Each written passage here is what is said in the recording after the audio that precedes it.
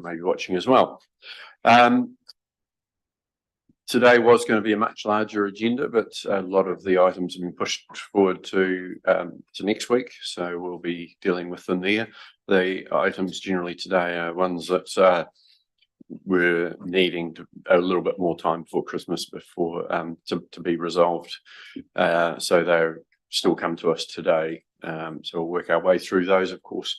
We've got several members for the wanting to speak at the public forum, so we'll be doing that shortly. But first of all, just ask, are there any apologies?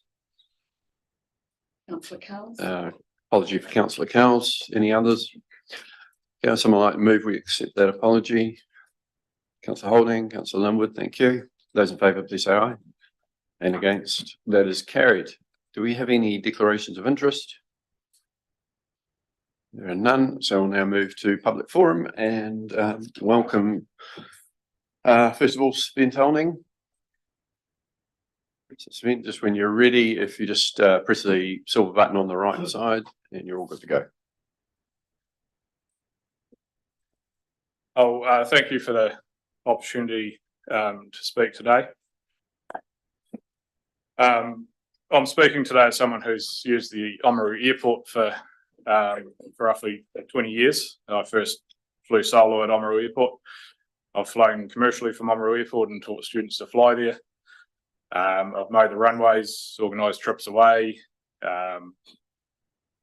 and organised competitions and events, and just generally made a nuisance of myself at the airport. And that's what brings me here today, because I've got a wee bit more than a passing interest in the place. So my reading of the airport master plan was that it wasn't all bad. It does contain some real opportunities for users, as well as the council and the wider district, of course.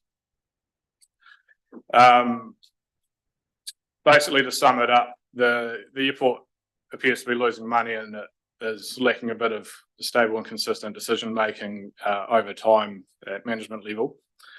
It's also likely to be required to spend quite a bit of money upgrading the runway, upgrading the lights, and there's a potential certification coming down the road due to the high volumes of traffic that we're now getting alongside the civil aviation's current focus on separation of aircraft at unattended aerodromes like ours. So there's other challenges as well. There's also the more practical stuff like the effect of the high volumes of traffic on the grass runways. So while there's a lot of challenges, at the same time there's a lot of strengths. There's good tenants, and there's a lot of opportunities for the airport to grow through more hangars, for example. Possibly not through more movements. I think it's more or less that capacity. But so basically this plan, I think it's achievable, but it will require consistency in management of the airport. So I commend the council for deciding to look at some alternative ways of managing the airport. The Aero Club believes it has most of the skills needed to undertake those opportunities in the master plan. We also have access to the few skills we don't have in-house, and the club's got a long history of taking care of the airport. We also believe we have the relationships needed to provide that stable and long-term decision making. The Aero Club's been there a long time. Therefore, when the time comes, we will consider what role we can play in the future management of the airport, but I'll make that pitch another day. Today I want to respond to a couple of other points in the master plan regardless of the future management structures. One interesting proposal in the master plan was to make the airport more commercial and move away from the ring-fenced model of funding and towards a direct benefit model. The intent being to share the benefits of the airport ownership with the wider community. And that sounds great on the surface of it. That, you know, could return money to the council and be profitable. But of course, in the same master plan, it outlines all those challenges. There's quite a lot of funding challenges coming up as well, which sort of would work counter to the idea of making a profit for a start. Therefore, I don't think it makes sense to change the ring fence model, at least in the short term. It's worked really well until just recently. The airport had always been self-contained financially. The airport needs to put aside all revenue raised on the airport reserve and fund itself to reseal the runway, replace the lights, etc., and to avoid the situation where we're in now, where there's not enough depreciation funds to do that basic maintenance. It'll be a failure to see a degraded level of infrastructure provided at the airport, especially when it's busier than ever. However, depending on the opinions and any commensurate contributions, I'd suggest from operators who require a good sealed runway, such as the various aeromedical companies, Air Chathams who fly rugby charters, the RNZAF, the Royal Australian Air Force, and the various other outfits that fly those larger aircraft and actually need a higher level of sealed runway and lighting and so forth. It may be a temporary lower level of service could be tolerable.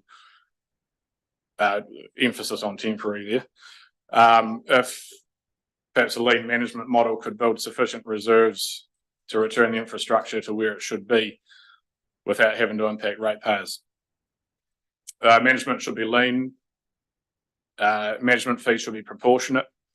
And it should be kept in mind that even the largest airports around the world make a lot of their money from non-aviation sources. It's usually the leases, the car parking and so forth.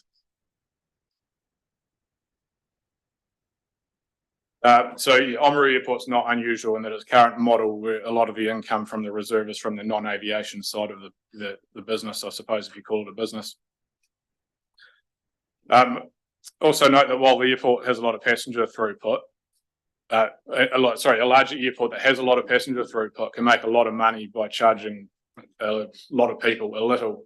Oamaru Airport doesn't have a large passenger or customer throughput. You would have to charge a few people quite a lot in order to increase any revenue, which makes it a challenge. So that's just another argument why the ring fencing model actually is a really good model. Of course, some justification is needed to why the airport money should be ring fenced. The airport's there for many reasons independent of financial reasons. Further, to respond to the notion of the direct benefit model, I'd point out the airport already provides a lot of direct benefit to the community. I'm not sure how many tertiary education providers there are in Oamaru, but two of them are at the airport, being the Airline Academy and the Aero Club. The Aero Club's provided a pathway to an exciting career for a lot of local youth for nearly 70 years. We host the massive ATC camp each year where we take a lot of kids flying. We do the Santa Parade formation. Several students achieve their licenses every year, some of them commercial as well. The Aero Club provides some of the most affordable flight training in the country, and we often donate flights to charity. And also we'll provide a lot of career progression for flight instructors who come through here. Pilots around the district and further afield come here for their biannual flight reviews, and the other businesses at the airport like Heli Ventures provide that firefighting capability as well as a lot of agricultural benefit, which all flows through to the wider district, of course, directly. Airline Academy are bringing a lot of young people into the district, and they make great use of buildings which might otherwise struggle for adaptive reuse. So there's all these other benefits as well. I mean, there's the rescue helicopter refuels there. It goes on. I could literally go on all day talking about flying. I often do. So all the above needs to be considered in addition to any financial return to council that might be hoped for, because these are the reasons to have a public airport in the same way you might have public roads. It's not just to collect revenue, they're there for a real purpose. And in fact, with the airport being busier than most, you might argue this airport already provides more benefit than most. In fact, the airport can be considered at capacity. So in summary, whatever the next management model, it needs to focus first on using the airport reserve revenue on the airport reserve to provide those direct benefits. So any change from the ring fencing model would need to be very carefully considered. So is there any questions there? Thanks, Sven. Councillors, any questions? Councillor Hopkins.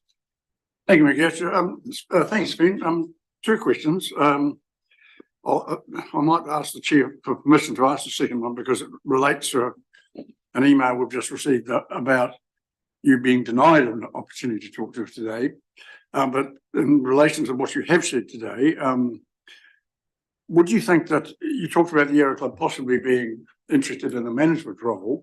How do you think civil aviation would react to the idea of a user at the airport running it? Wouldn't they see that as an unacceptable conflict of interest?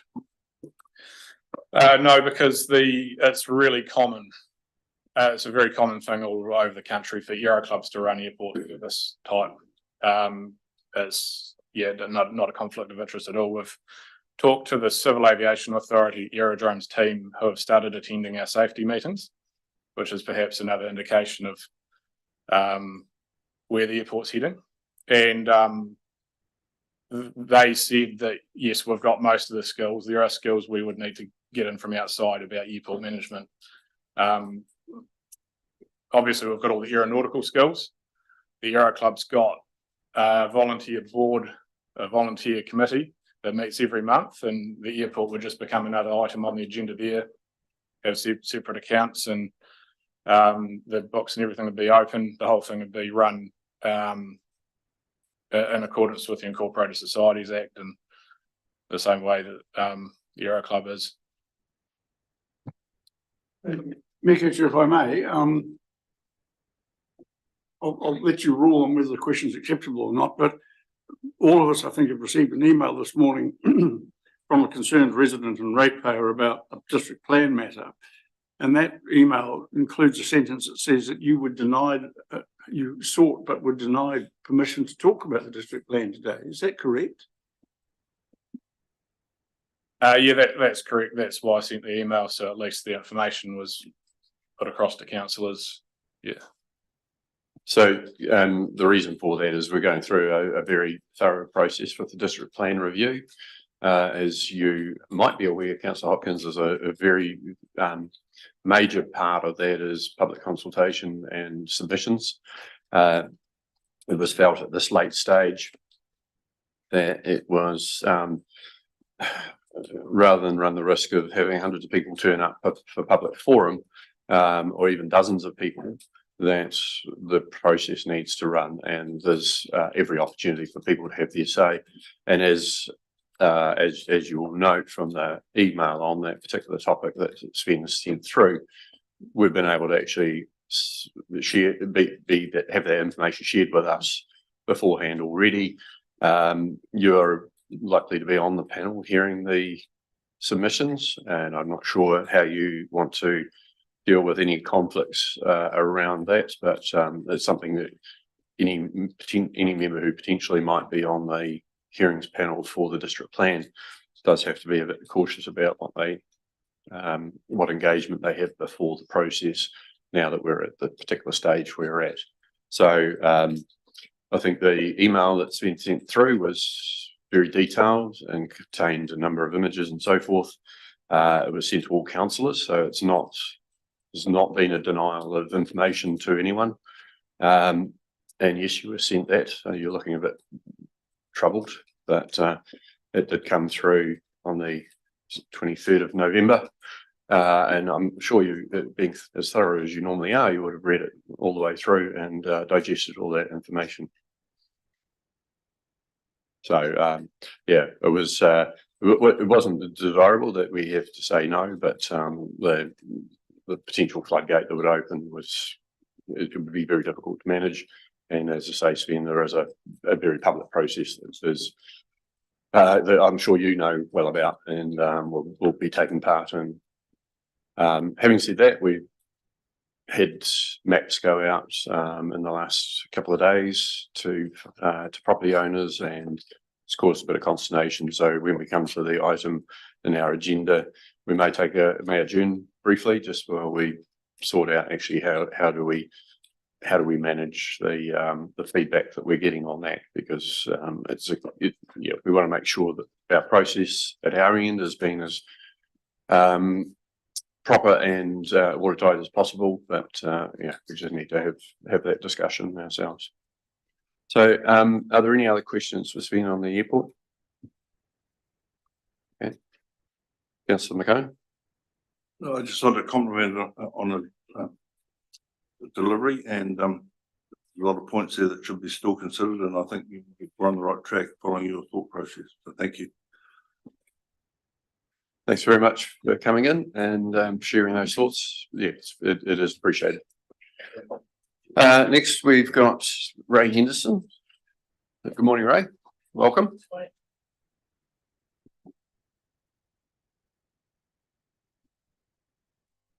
Right, floor is yours. Good morning, all. The first item I wish to bring up is the extent of the loans from the LGFA that the council is using. The council in their own documentation has said they had a budget of 50 million and they're now looking at they're at 61 and it's proposed to go to 80. I don't see anywhere in that reference to money for the event centre, which well, could be up to 15, but potentially 10 because the 5 million might be found elsewhere, but it's still looking at 90. Now, the council is going to say that's offset by the money they've got invested out in the district, but that's only about 35 million. So 35 million as a proportion of 90 million is just paltry.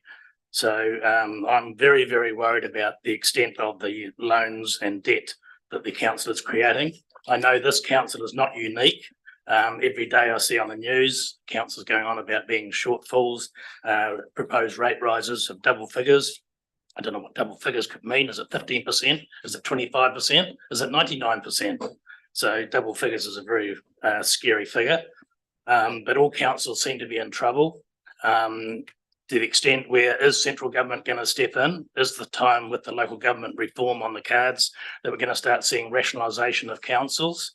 If we have two councils in trouble and one just managing, is that going to become one combined council just struggling?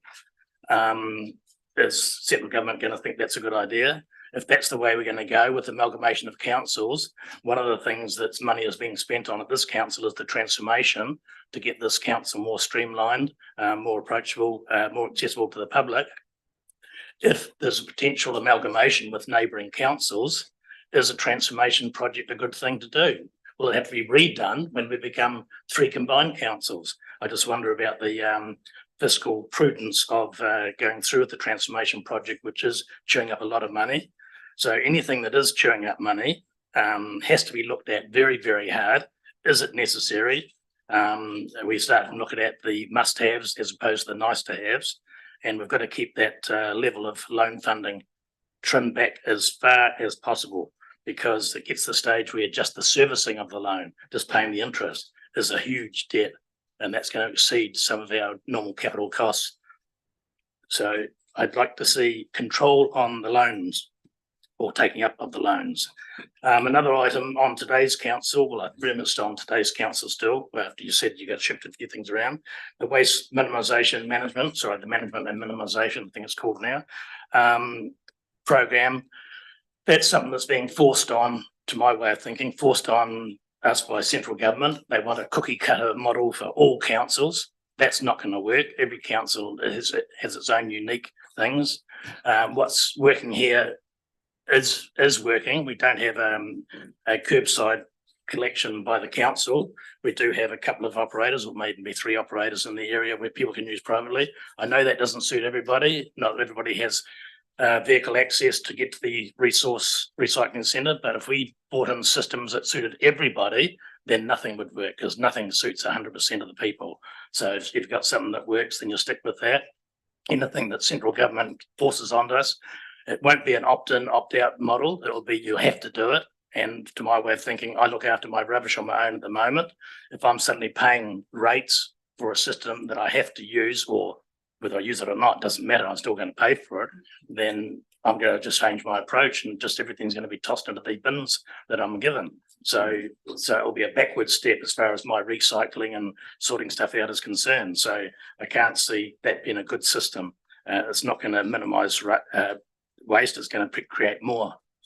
And the third item I've got there is a bit of administration. I'm still waiting to see the minutes of the 27th of June, We're now at the 12th of December, and it was on the agenda for the 14th of November. There was 2 items on there. One was actually mentioned as being taken off the agenda, but there was no reference whatsoever to the minutes of the 27th of June that were meant to be at that meeting. So that's still at a stage where there's just the decisions only document on the website. And I just decided to go through a few of the recent meetings, and I find there's no minutes for the 22nd of August and the 12th of September. So I'm just wondering why we have meetings and there's no minutes of those meetings being put up on the website to keep the public informed.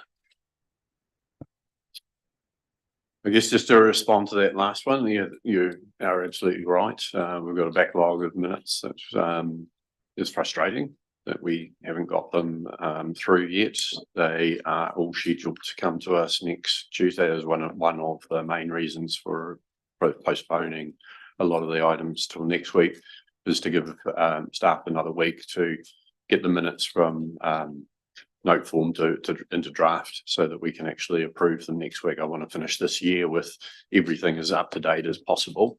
I don't know what the update is on that, but it is a concern that we share with you on getting those things done. We have had situations where there's been wasted time and effort when decisions are not being properly conveyed through, and so it's really important that we have those minutes as up to date as possible. So we will, we are focused on that. Councillors, any questions or comments on the other items? I think one of the challenges we do have around the debt side of things is there is a lot of work that's required. We have to do it, and there's no way that we can rate in any one year to cover the costs. So debt is a useful tool for that. None of us like seeing the debt mount up, but it's looking at what it's used for, and not all of the debt gets repaid through rates. So there's a number of things I think that your group's made some assertions on, and I absolutely question them.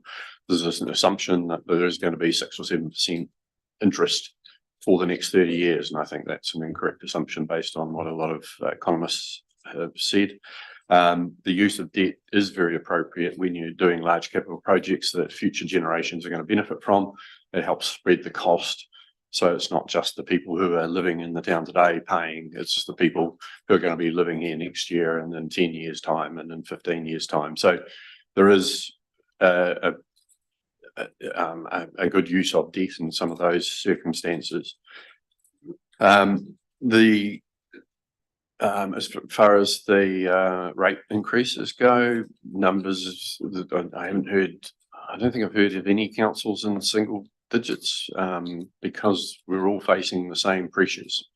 I think the worst one I've heard was 99% increase. It's in a regional council, but there's certainly some in the 40%. So those are initial figures, and I do need to add, like us, there's a lot of work that has to be done to actually come out with what's going to actually be in the draft long-term plan. So that's what we're going through at the moment. We're certainly not in the 40s. So anyway, there's work to be done there. I think that was some of the main bits that you talked about. So hopefully it gives a wee bit of feedback. As always, very happy if your group wanted to invite any of us along to have a chat. We're very happy to have a talk anytime. Councillors, anything else? So I just point out that I'm here today as just the individual ratepayer. I actually didn't come along representing the group. Okay. These are my concerns, and the other one you haven't touched on yet, the waste minimisation, where that's going. Yeah, I think as you'll see in the draft waste minimisation management plan, as it's proposed to be called, there's discussions there on looking at curbside collections, because we are required to do that, and we'll find out a little bit more when that item comes up as to what compulsion is for us to provide services as opposed to needing to look at it and consider it. So we know the current system works for a lot of people, and it's very cost effective because they're doing the right thing, and doing a good amount of recycling and not throwing away much straight into the waste. So we don't want to throw the baby out with the bathwater on this particular one. Thank you. Next we've got Debbie Jarvis. Debbie, welcome. I want to talk about the airport and flying along at ground level, I believe. So just press the button on it. That's it. Oh no, just hold it down a little bit. Oh, the other side, is it? Oh, there we go. That's got it. Yes, I am the president of Whitestone Rod and Restorers, the car club based here in Oamaru, and what Sven, one of the events Sven didn't mention that is held at the airport. For the past decade, twice yearly, we've had drag racing meetings.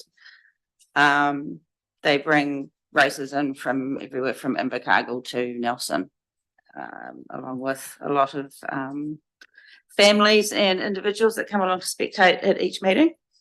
So basically, I am purely here to express some gratitude for allowing the club to use the airport for this event.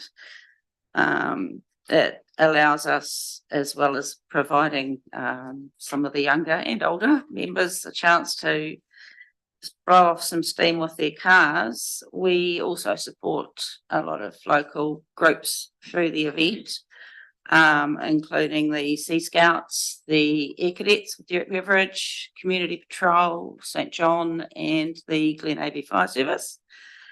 We have a couple of businesses come along, and obviously they make a bit of money selling to the spectators and races. One Smart Coffee, Campbell's Butchery, and Mr. Whippy have all supported us over the years for a long time, which is also much appreciated. So really just here to thank council for allowing us to use the venue. And we'd also like to make a special mention, obviously, of the property department that we're dealing with on a regular basis, Tanya Goldingham and Grant Harris Rhodes, who have both been extremely helpful over the years that they've been here and dealing with us. And also the South Road sweeper driver who comes out and sweeps the track before, so that we're not making too much mess. And that's basically what I'm here for, just to say thank you. And Merry Christmas from the Harbour Club. Thanks very much, Debbie. And good to hear that. And thanks for the compliments about staff. They are a dedicated bunch, and it's good to see them supporting your event in that particular way. Councillors, any other comments, questions? No. Okay. So thanks very much for coming and taking the time, and thanks to you and your committee for putting on the event. I know it's looked forward to by a lot of people in the community, and it's good. Yeah, well, next one's on the March 23rd, Saturday, March 23rd. You want to come along? Right out. We'll get that in your diaries. Okay, thanks very much. Thank you. Have a good Christmas. Right, councillors. Get back onto the agenda. So going straight to recommendations. So first of all, the recommendation from the Ahuriri Community Board, meeting held on the 13th of November, and it's approval of the use of Better Off funding in Otamatata.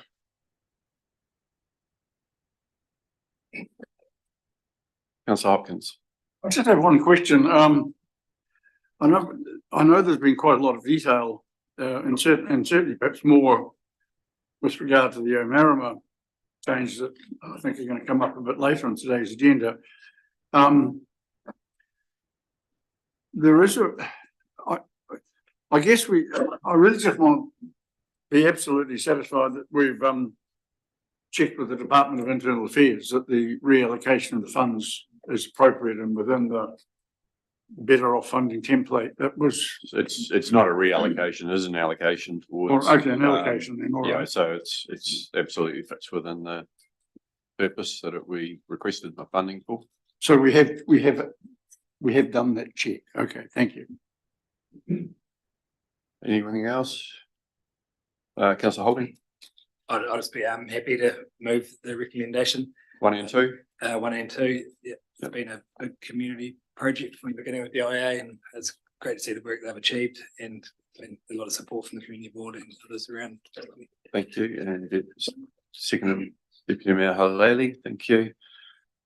Yeah, just to go to the comments of Councillor Holding, it's really good to see so much happening there, and this is really something where leveraging off community groups and so on or them leveraging off us, whichever way around it might be. Very good synergy though, as far as getting things done. And our staff resources has been used well in it. Hasn't been a major drain. But so good to see so many positive things happening. Any further comments? I'll put that. Those in favour, please say aye. Aye. Those against? That is carried. Just find myself again. But if we just go for the time being, just do 4.3. So recommendations from the Waihemo Community Board meeting held on the 4th of December. Again, approval of better off funding, in this case for Palmerston. Do we have, you'd like to move that, Councillor Thompson? I'm most happy to move that, Mr Mayor. Thank you. Do we have a seconder? Deputy Mayor Halali again. Thank you. Any comments, Councillor Thompson? It's not very often I get to pay Father Christmas, but the reaction, particularly for the minor allocation to the Palmerston mountain bike track, was most appreciated by Craig. That and felt it was some acknowledgement towards the wonderful work that he's doing there. Yeah, no, it's certainly a good boost for him and his wee team. Ably assisted, I think, by the North Otago Mountain Bike Club as well. Okay, nothing else. We'll put it. Those in favour of that, please say aye. Aye. And against? That is carried. And then get to it. 4.4. Further recommendation from the Ahuriri Community Board meeting held on the 5th of December.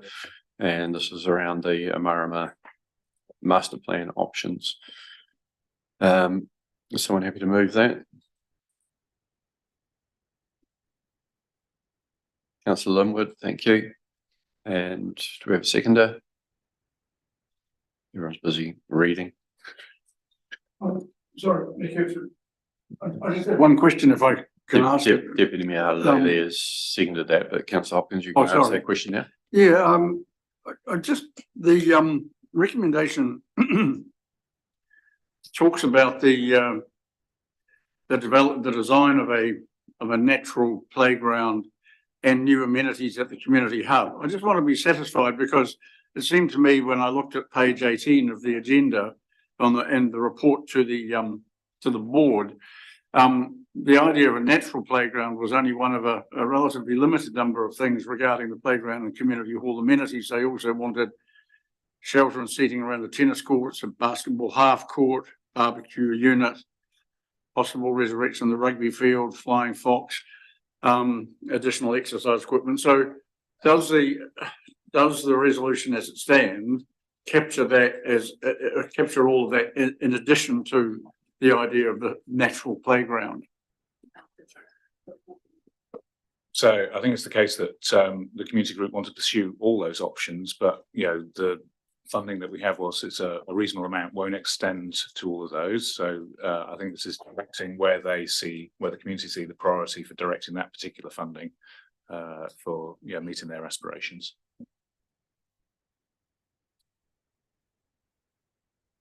Okay. Anything further, Councillor Hopkins?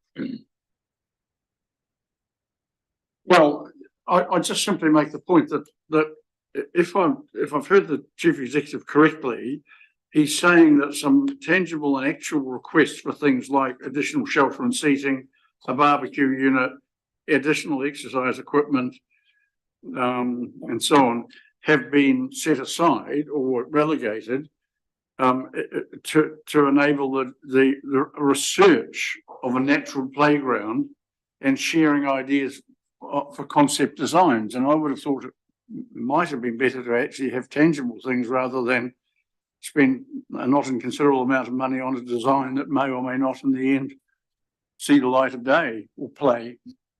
So no, that's not what I was saying. The community are still pursuing all of those. They've set out what they want to pursue, but in terms of the use of the Better Off funding, they've prioritised those particular actions in there. They're still pursuing the other ones, and I think we need to. Yeah, they've quite a lot of liaison with the Otamatata group and learning from what they've done, and the Better Off fundings are only providing a proportion of what they are delivering there. They have gone out and sought other funding and other ways of doing things. So all of those aspirations remain. This is just about the use of the Better Off funding, and they're looking at all the potential resources they can draw in to deliver all of those aspirations set out in the paper.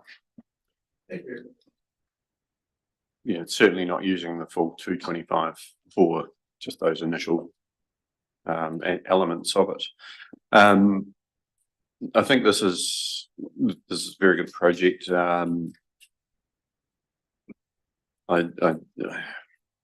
just note number 3, which is delegating to the chief executive the authority to approve the final distribution. I think I'm not against that. I think as long as we're kept informed, I think it's really important. We've allocated a lot of money to that particular community, along with a number of other communities that have got similar amounts, and it'd be very good to make sure that we are kept in the loop. Sometimes the community board is treated like the only elected representatives of the community, and so we want to make sure that we are kept informed along the way. So I just make that request. I confirm you will be. We've got in the proposed calendar for next year, the quarterly updates, which will always cover the placemaking activity, keep you informed of all of that work that's going on using the Better Off funding. I quibble with anticipation. I think I guess often there'll be a small paragraph allocated to just updating where the project's at, but it'd be good to see how the plan looks and all that sort of thing. So just asking for a bit more information on there.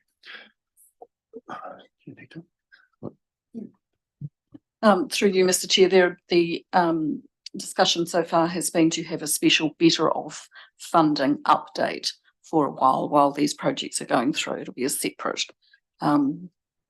memo to the council activity update event. Right, thank you. Okay, if there's nothing else, I'll put the motion. Those in favour, please say aye. Aye. Those against, it's carried. Thank you. Need to go back to 4.2. Just there's some elements in there which I just need to get sorted out, and what I'm going to do is adjourn the meeting briefly while we sort those out, and so we'll just suspend the live stream temporarily, and we'll come back, reconvene within hopefully 5 minutes. No.